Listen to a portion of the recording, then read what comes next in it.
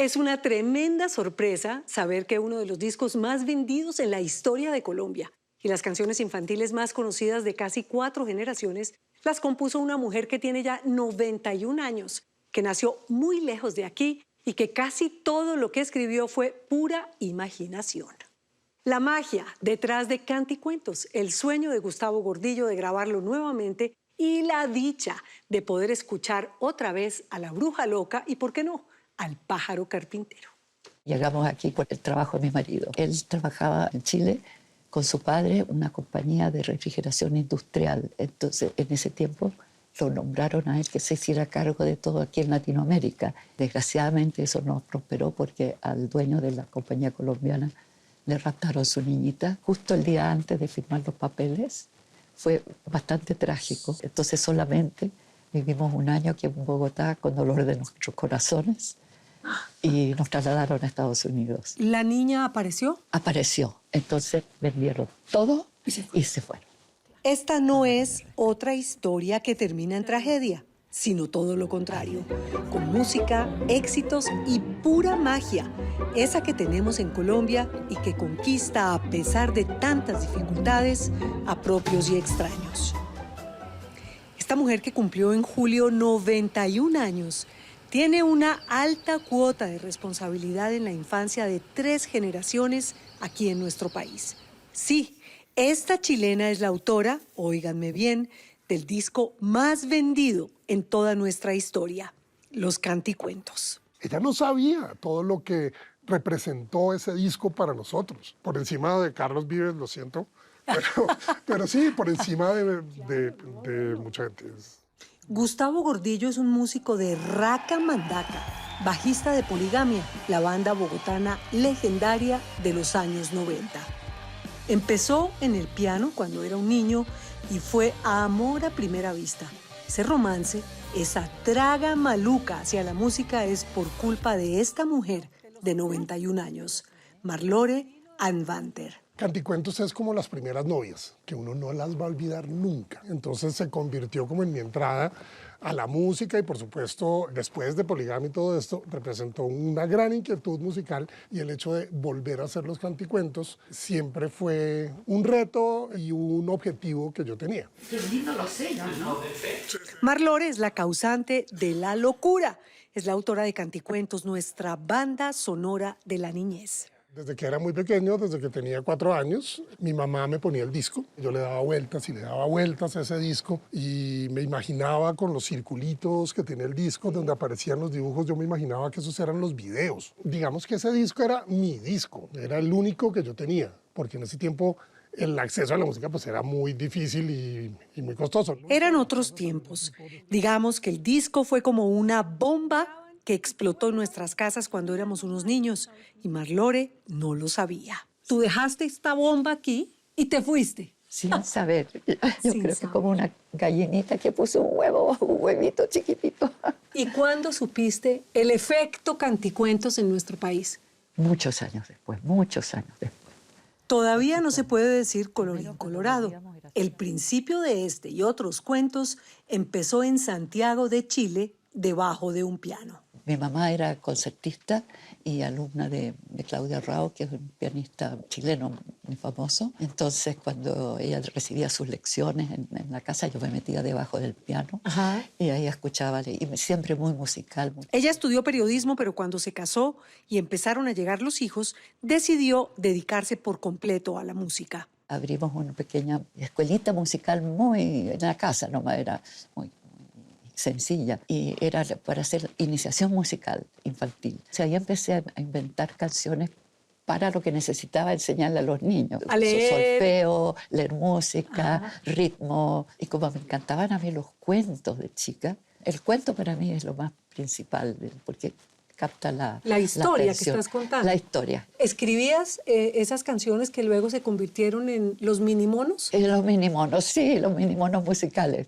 Se me ocurrió ofrecérsela a una disquera. Y bueno, dijeron, vengan, hicimos un disco y nos pidieron otro al día siguiente, así que 2 minimonos musicales y más minimonos musicales. Por el momento tan difícil por el que atravesaba Chile, en plena dictadura de Pinochet, que empezó a finales del 73, decidieron abandonar su país y se fueron para Missouri, en Estados Unidos, a buscar un mejor futuro. Este calorcito me acuerda de Melgar, que fue la primera vez que fuimos a Tierra Caliente. Es siempre difícil dejar la patria. Sí. Duele el corazón, pero también es una esperanza, ¿no? Entonces están las dos cosas juntas. Sí. Por una oportunidad laboral del esposo de Marlore, terminaron en Bogotá, Colombia, aunque vivieron solo un año aquí por el asunto grave del secuestro de la hija del jefe. Aparte del drama, para Marlore fue una sorpresa, una aventura todo en Colombia. Y entonces llegó la inspiración. Viajé muy poco porque como mi marido viajaba mucho y los niños estaban en el colegio, así que lo que no conocí personalmente me lo inventaste. Me lo imaginé, porque para mí este país me captivó. Me daba vuelta, había un rincón oscuro, Guaduales, pero ahí nacían las canciones, o sea que yo siempre digo, Colombia me la regaló, fui la taquígrafa, digamos, de lo que me dio Colombia. Su vida en Colombia pasó volando y aquí compuso más de 30 canciones.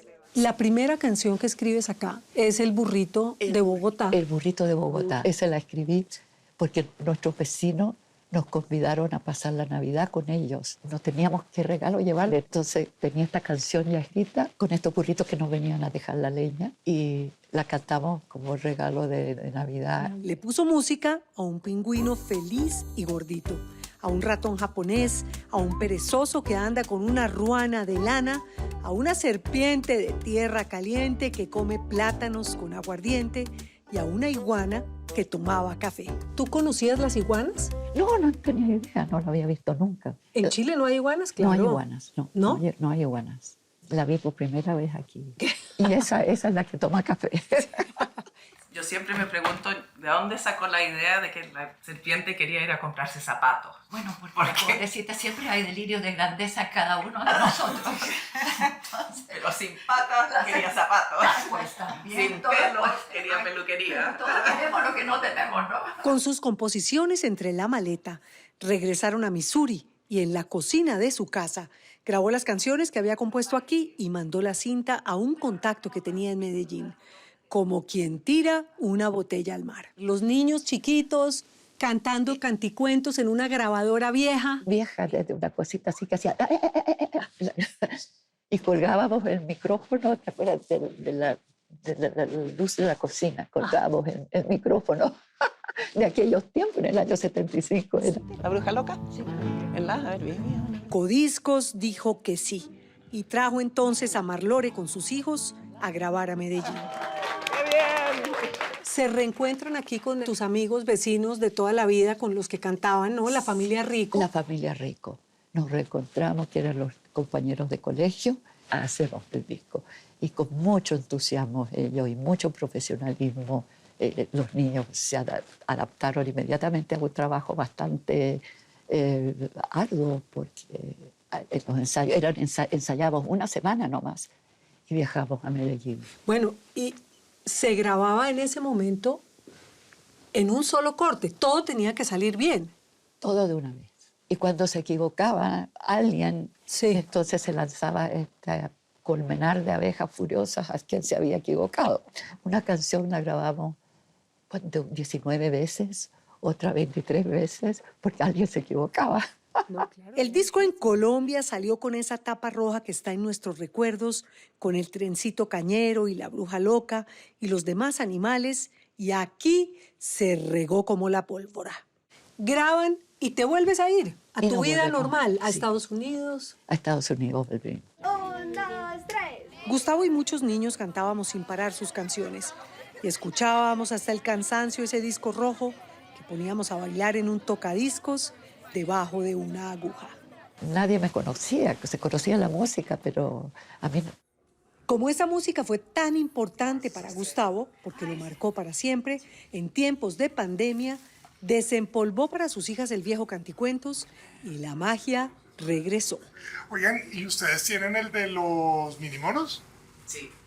Y esto básicamente empezó cuando mis hijas tenían 3 o 4 años. Yo desempolvé ese disco y al igual que mi mamá hacía conmigo, yo dije, voy a ponerles el disco a ellas. Y ellas estaban muy sorprendidas con ese disco que daba vueltas. Así como, ¿cómo podía salir un sonido de ahí? Y justo en ese momento yo dije como, mi mamá me lo pone a mí, yo se lo pongo a mis hijas. 3 generaciones han pasado por este disco, casi 4. ¿Cómo sonaría este disco si hubiera sido producido hoy?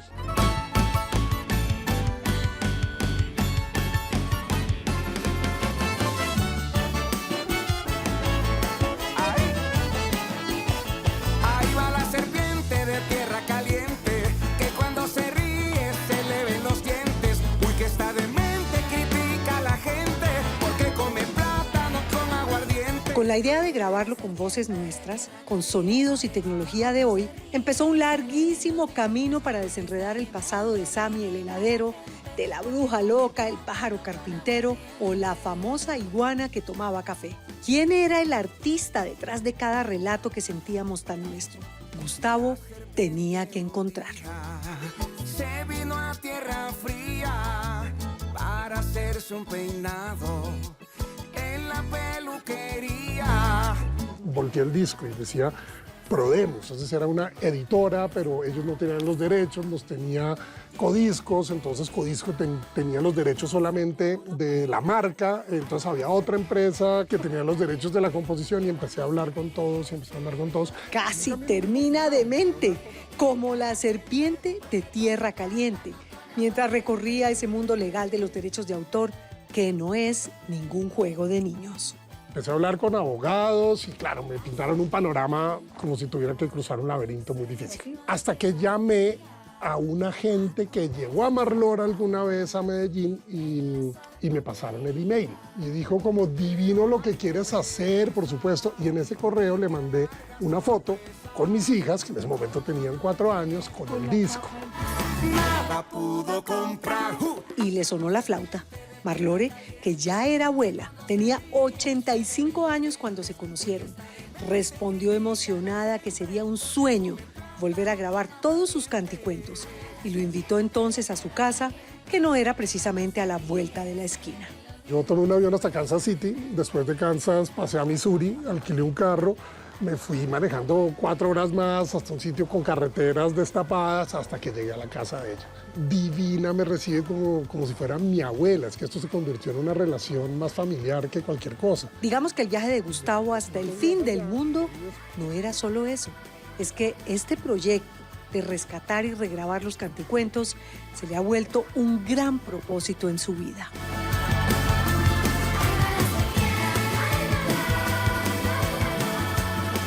Yo no sé si alguna vez le dijeron, pero ¿se enloqueció, Gustavo, va a hacer eso? ¿Canticuentos a estas alturas? Sí, mucho. Y más como de, venga, pero es que esto es músico infantil, ¿por qué le va a meter una cumbia a esto? Los niños les gusta oír ese el tan, tan, tan, tan, tan, tan, tan. Y yo no, yo quiero es un pam, pam, pam, pam, pam, pam, pam. Sí, es quería evolucionarlo allá. Creo que la música infantil está un poco mal ponderada, como que...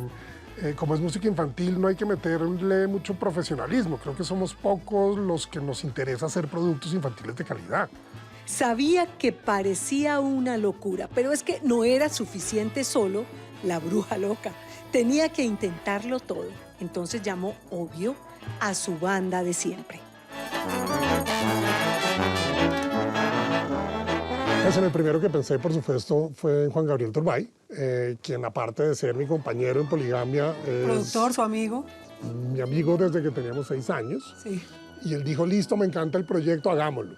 Listo, ¿a quién vamos a llamar a que lo cante? A Cepeda. Bueno, y ahí arrancó todo. Cuando ya teníamos un demo bien formado con el coro de Río Grande, que lo cantaban las voces de los niños, entonces le toqué la puerta a Carlos Vives y a Claudia Elena y les encantó. ¿Cómo has oído todo 50 años después?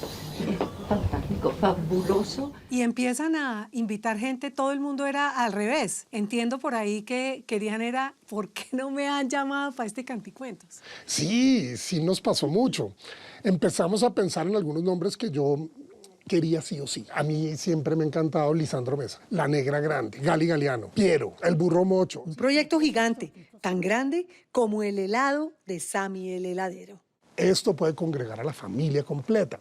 Ese era uno de los objetivos más importantes. Y el otro, que fuera un disco que sonara a Colombia, que ese sabor de Colombia, desde el Amazonas hasta San Andrés, desde el Pacífico hasta los llanos. Grabaron con todos los juguetes y las mejores voces colombianas y cuando ya casi estuvo listo el Canticuentos modelo 2025, ¡Qué bueno verte! trajeron nuevamente a Marlore desde Missouri para que le diera el toque final.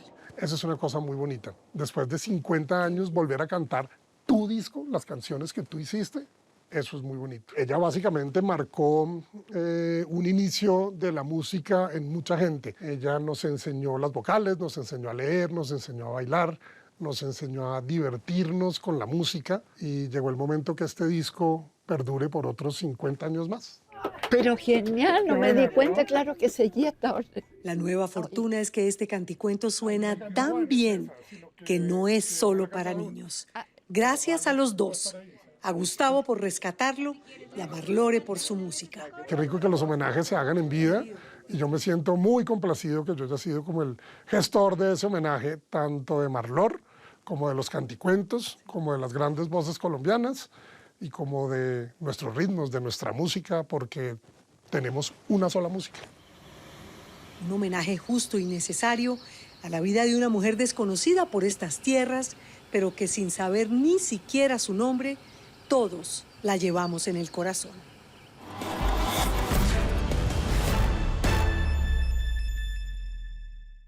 Desde ya estamos haciendo fuerza para que el próximo 13 de noviembre Canticuentos se lleve el Latin Grammy a Mejor Álbum Infantil y Grabación del Año. Ojalá, se lo merece. Ahí tienen otra gran historia. Una, pero es que no hay una, ni dos, ni tres grandes historias, como digo todos los domingos. No, la ventaja aquí, donde usted se puede suscribir, es que hay miles. Todas las historias de los informantes están ahí, las puede ver, volver a ver, repetir y compartir, lo que quiera. Nos vemos el domingo. Los espero con 3 grandes historias.